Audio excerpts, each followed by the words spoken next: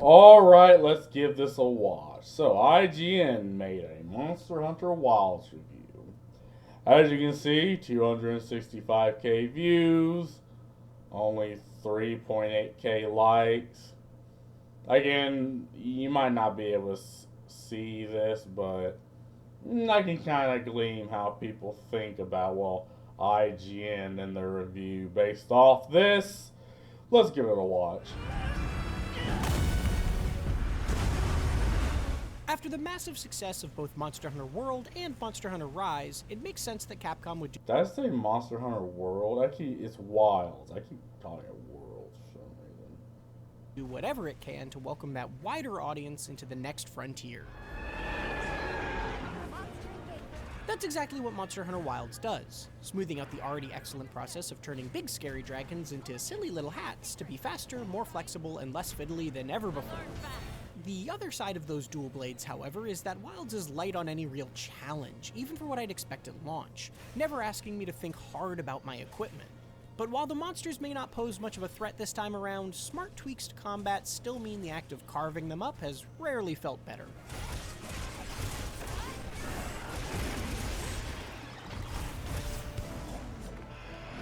I mean, that's just the appeal. Like, I played Monster Hunter Genesis, I think it was. I mean, it's about the same idea. Kill big, ugly monsters, turn them into hats just to flex. Now, I mean, I don't, because what a friend has told me is that they made decisions to try to welcome in the wider audience, quote unquote, and every time you hear that, it's like your butthole clenches. But again, there's a way to do it to where you don't fuck with the gameplay loop. I mean, adding more tools to the tool bag, like, there's nothing really wrong with that per se. It's just, again, this idea of the wider audience and trying to, capture the quote unquote wider audience. It's just, it leaves a bad taste in people's mouths because we've seen the effect of this need to chase this mythical, non existent audience of people. It's not a good thing. It doesn't feel good. But it's something they try doing this and it fails every single fucking time. But I think Monster Hunter does have a chance to encapsulate this. I mean, it's people like Monster Hunter. They're not going to throw the baby out with the bath water on this. They're going to give it a chance.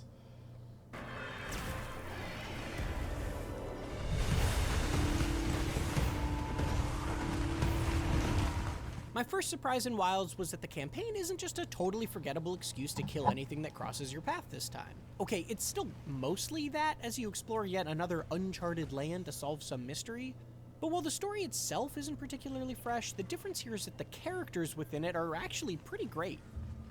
Whether it's the excitable engineer Gemma, We are so gonna talk later, pal. your empathetic handler Alma, Oh, but I've definitely heard of him. or the total space cadet of a biologist Eric, This forest is amazing. your team is full of likable personalities and little character arcs throughout the gorgeously animated cutscenes. See? Told you they'd be fine.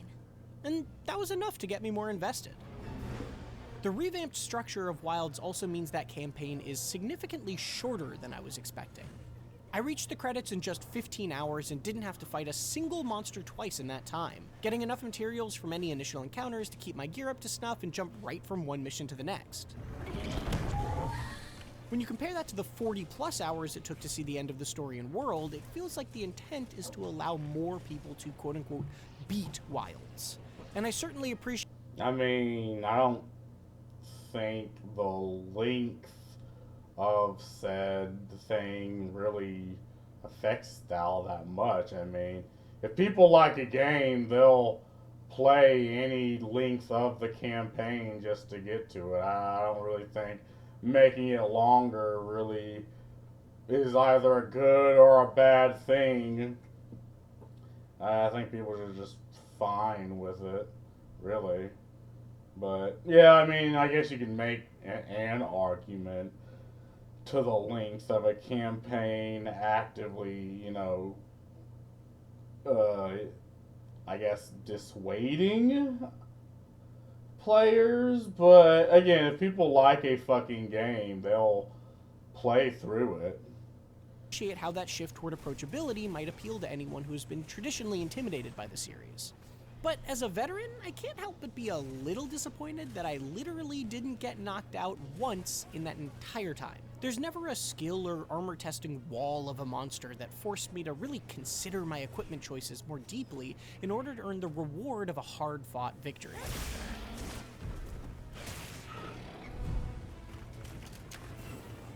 Avoiding spoilers, there is, of course... Yeah, that's something that would kind of make me annoyed. Like, again, I guess I'm old school because I tend to like challenge in video games. I think the challenge is, in fact, part of the game.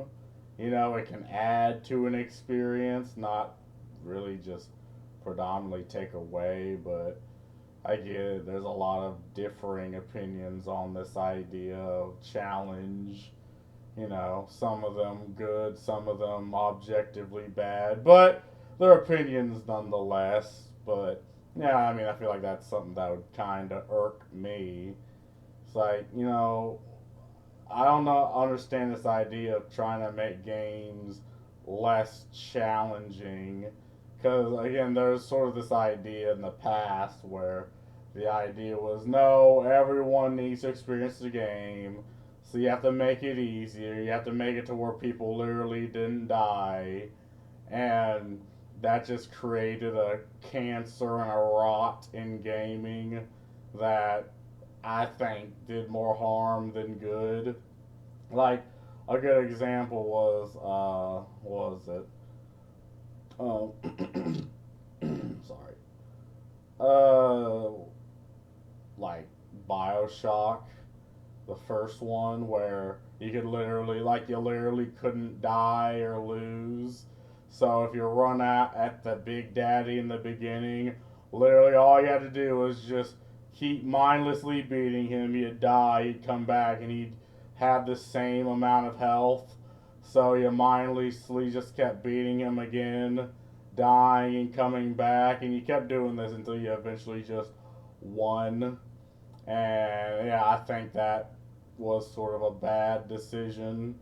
But then they fixed it in Infinite where, and I didn't know this until I was told, because I'd never used my money. Every time you died, you'd lose 50 coin. If you didn't have any, the game would get corrupt, that save would get corrupted, and you wouldn't be able to play it again.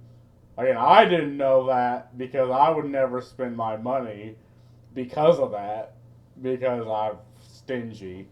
But, yeah, like, I guess people, and you see with games like Elden Ring that, yeah, people actively seek things like difficulty in games. It adds a lot to the game to be difficult and to have that difficulty, and as opposed to take away. And I think, again, we know this because of like Souls-like games in particular does this. Of course, more to do once you get past the credits. That's where the larger changes Wilds makes to the traditional Monster Hunter loop really start to shine.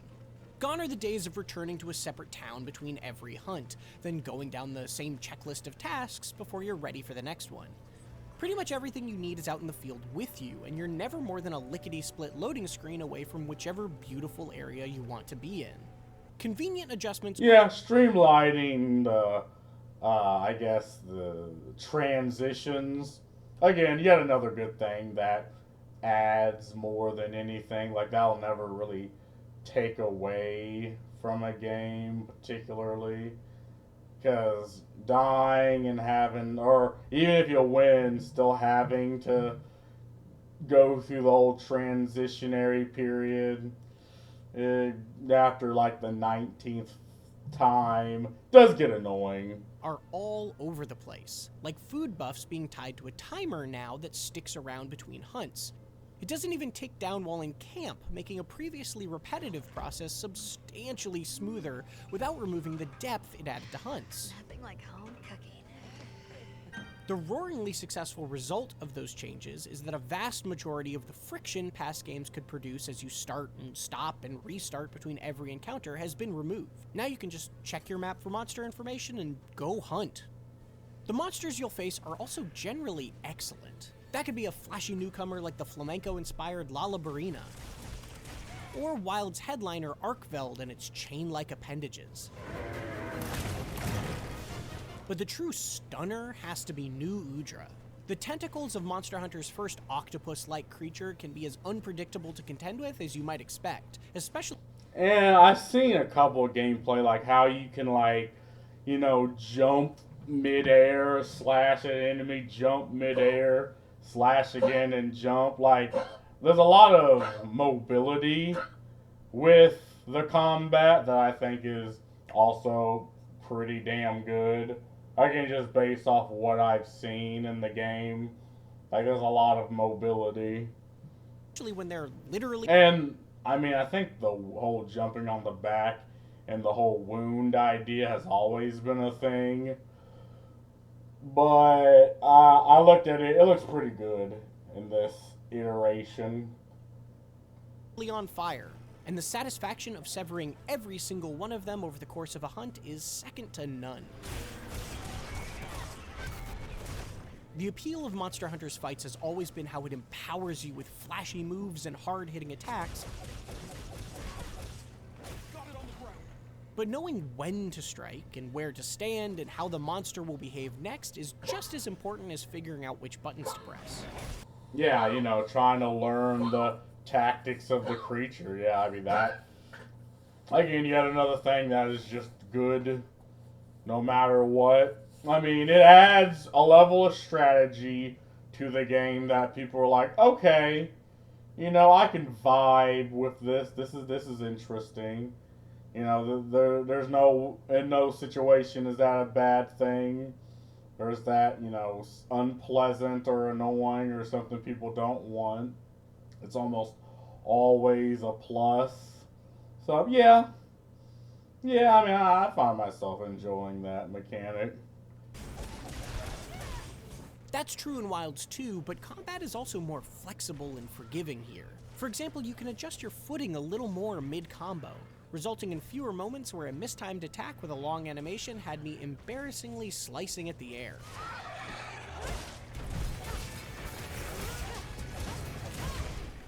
In many ways, the combat feels like it's all about the new wound system this time. Wounds open up once you deal enough damage to a given body part, and then you'll deal extra damage when attacking them. But deal enough damage to a wound and it'll break, resetting that spot. Every weapon also has a simple to execute focus strike that will deal a burst of damage to a wound and break it right away. So maximizing the amount of time you leave one open and then using that finisher before it closes naturally is an interesting subgame to manage. Yeah, and again, all these are mechanics that add to the experience of, well, hunting monsters, and I mean, it's just really a good thing overall. Like, there's no mechanic that I see that's like, or I might not like that, or is cringe. Everything is like, yeah, I mean, if I was interested in a game of this caliber, I would absolutely enjoy mechanics like these. Like, they'd absolutely add to the experience for me, other than take away. So, yeah, everything I'm seeing, I'm like, yeah, looks like an interesting game. I mean, I don't know why I've never picked up Monster Hunter. Again, I have, I think it's mainly just like play other games, really. Like, I don't really know how else to explain it. I play a lot of other games, and sometimes when you do that, things get crossed, wires get crossed. You can't play every single game you come across. So you do kind of have to, you know, it's not really manage your game playing. It's just, you know, you think, oh, I can play every game I want now, till you realize, no, you actually cannot, because you're an adult, and adults cannot do whatever they want. You have responsibility, which is gay. But, you can enjoy it as it lasts. Whatever time you can get in a game. Or at least it would be if Wilds ever presented me with a challenge that pushed me to make those considerations. Whether I was playing online or solo, I've never had a mission reach the 20-minute mark, and I've only fainted 2 times total across dozens of hours. Compare that to World, which had real tests like Kieran, who smacked me silly my first couple of attempts, forcing me to regroup and craft an armor set around thunder resistance, and it's hard not to feel like Capcom's desire to make this a more inviting Monster Hunter sanded off some of the bumps I actually enjoyed in terms of overcoming big threats. Things do ramp up. Yeah, and that's also a problem, because I think this is the Helldivers situation. Like, at first they would nerf a lot of things just to try selling other things, but then after a while they buffed everything, and now, like, things that were challenging just don't really feel that challenging anymore because of the changes and stuff that they did. So yeah, I feel like that's also something you gotta keep in mind when trying to transition to a more player friendly or everyone friendly type deal.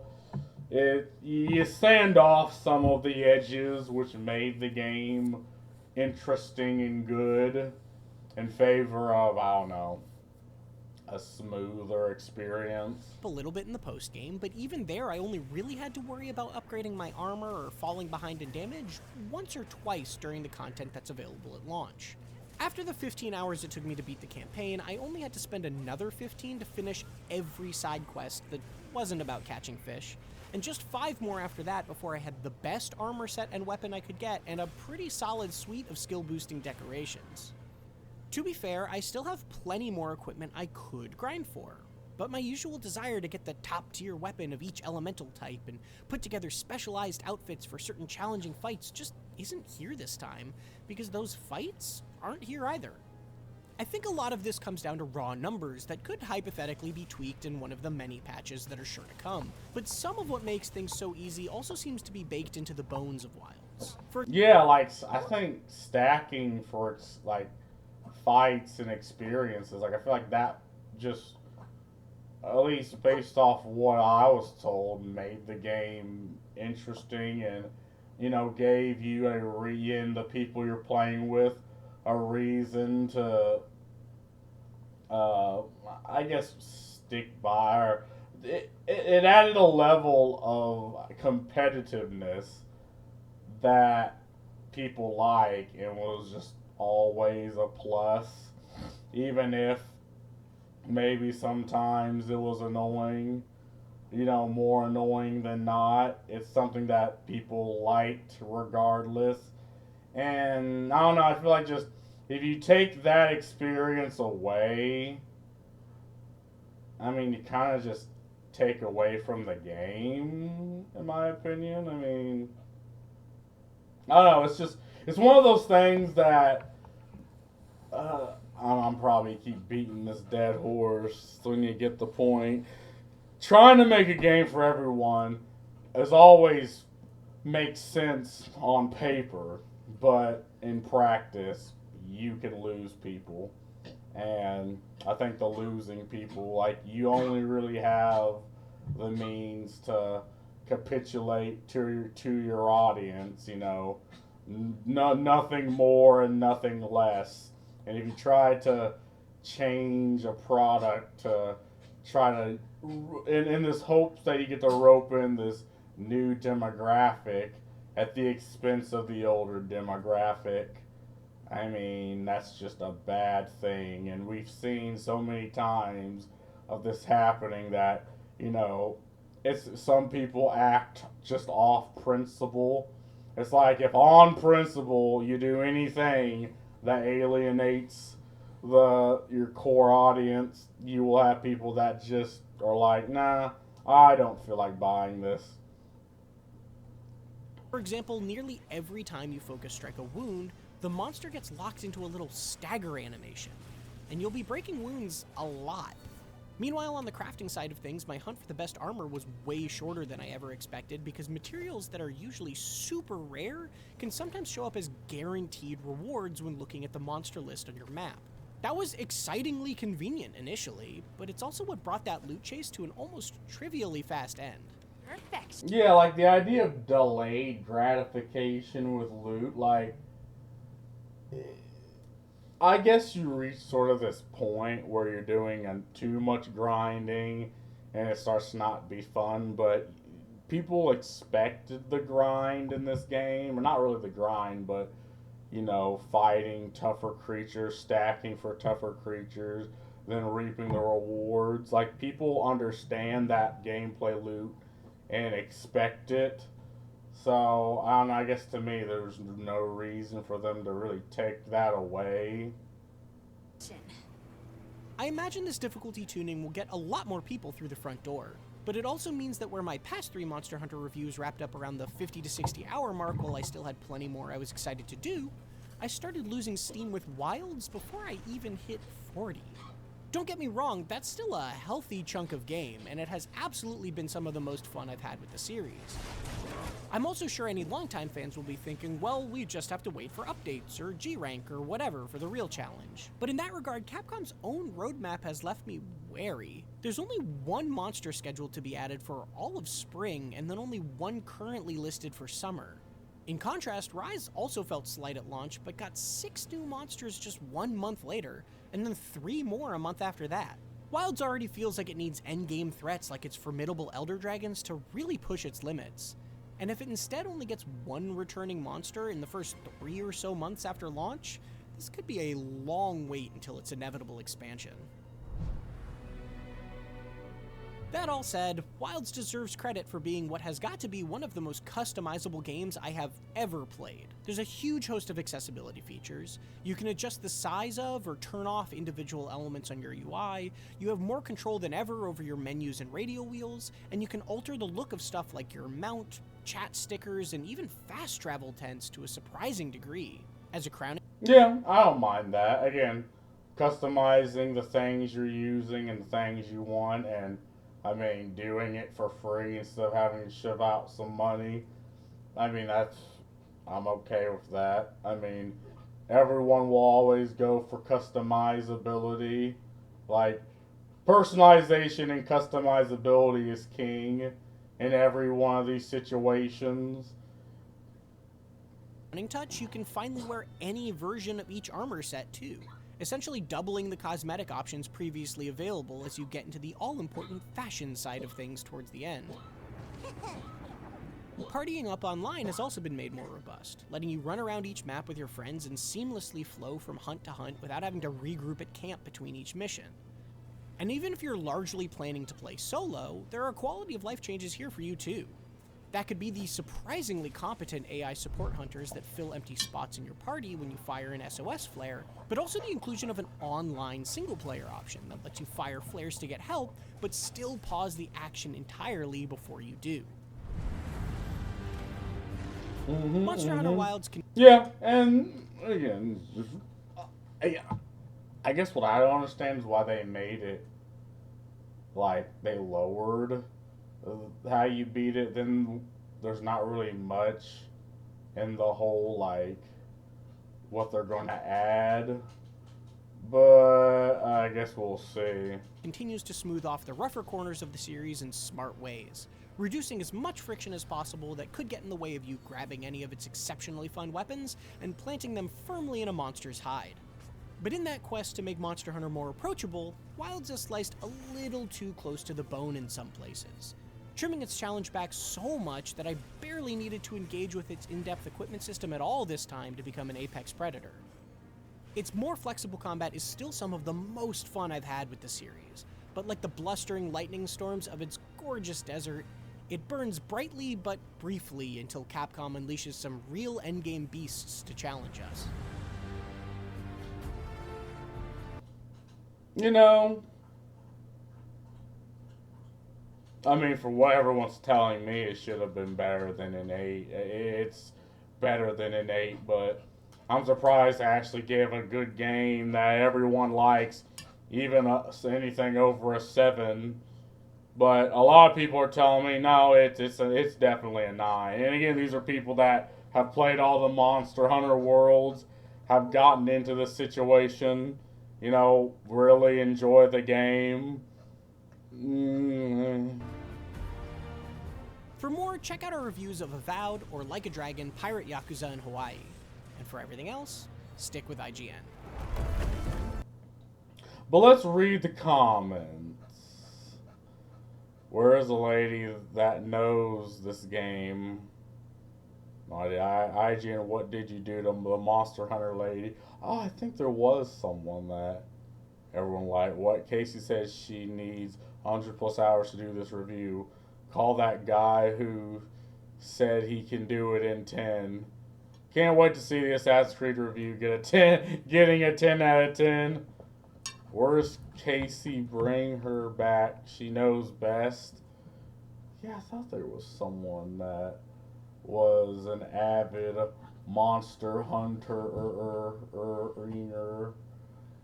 that everyone wanted, but they didn't give. They hated him for speaking the truth. The game is out now. Most players agree it's way too easy. Yeah, and that's the thing I'm getting, is that they stripped quite a bit away, and that wasn't a good thing. Guys, all you need to do is stop watching, stop commenting, stop interacting with IGN, and they will go away. I mean, I don't want them to go away. I mean, they're free content for me, man. Like, I want them to stay so I can continue to laugh at them, not for them to go. Like, come on, be reasonable, man. But generally don't know why I bother looking at IGN reviews. My bad. I mean, they're still informative, if not anything else. It's just nobody cares. But anyway, that's all I gotta say about this. Peace.